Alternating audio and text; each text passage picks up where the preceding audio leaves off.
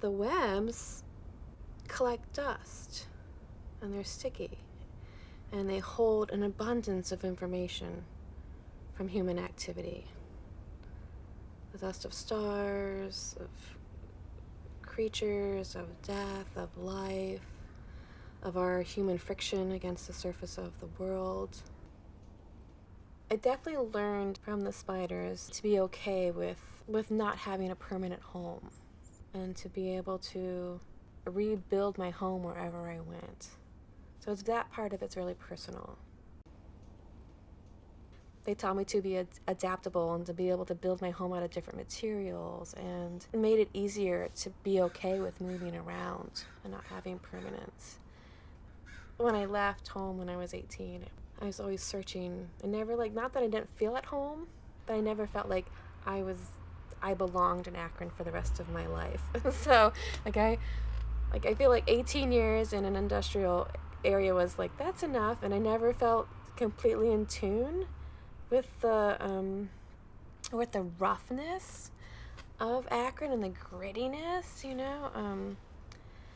I think that was also one of my first attractions in this was clay, is that the clay is soft and it absorbs every mark. It was absorbent of me. The softness and the way it could take my impression was just, it's hard to find that in the world. Even with other humans. Sometimes you have a relationship, but then they're not always absorbent, or they're more reflective, or they could be harsh. But the thing about ceramics is, when you first pull that lump of clay out of the bag, is it's soft, and it takes your fingerprint. I lived 2 miles from the ocean. It was transformative in terms of influencing my practice. So the sound and the water and the atmosphere and living on the edge of the continent is what drew me to California. And I also think that the water is a huge part of working with clay. The clay starts off with a certain percentage of moisture, and then by the time it gets to the end, it won't absorb any water, and it will hold water for you. It's just kind of water, I guess. It's kind of led me through my materials, and you could see that in all of the things I do. And then when I moved to Portland, I had gotten back into ceramics again. I like to work with things that are invisible, the things that you can't really hold on to, that are, in a sense, a natural resource. One frustrating thing with the material of paper is it doesn't last, and it's a lot of work to keep it safe.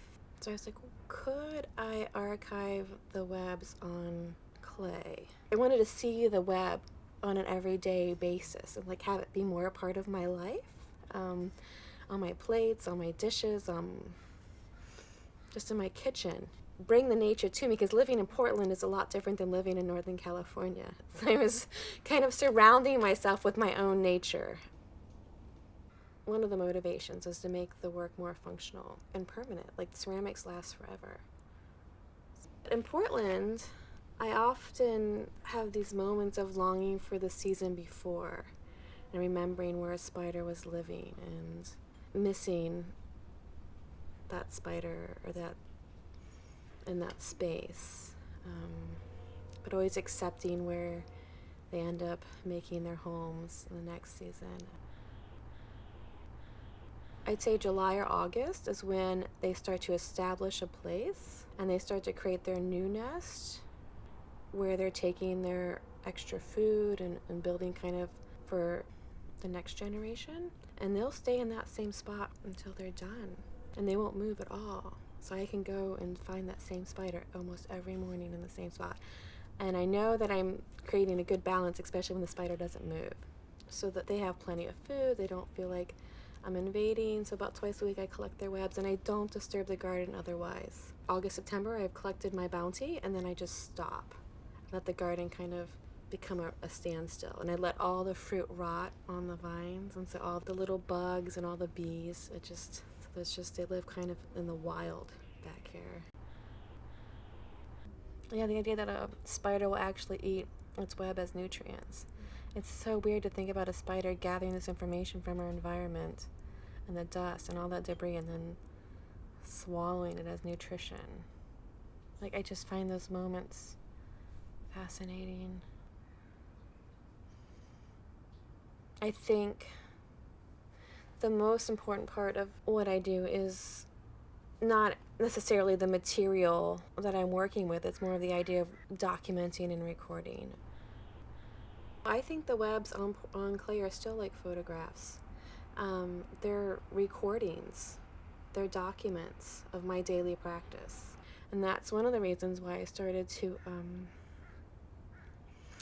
dating every piece. So every spider web I collect is a date that it's collected. My thoughts or my ideas for pieces can happen anywhere. They could happen in a thrift store, they can happen in my backyard, they can happen on a walk through the neighborhood. And so the practice that I have is adaptable to move wherever I'm going, because you never know where the inspiration's going to show itself. I think every human experience is important. I document my life through my practice and the way I'm moving through the world.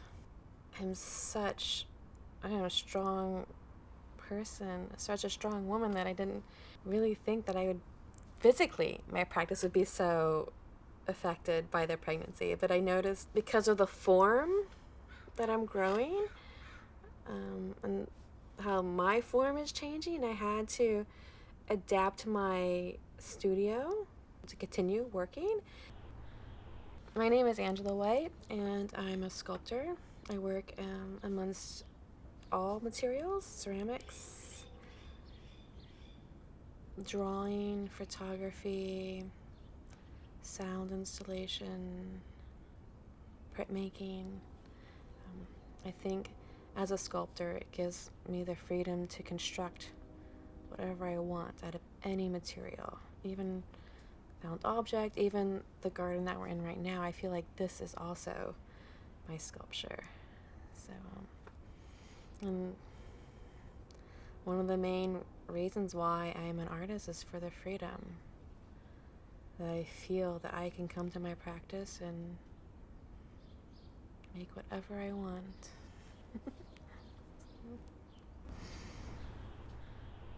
I never know how to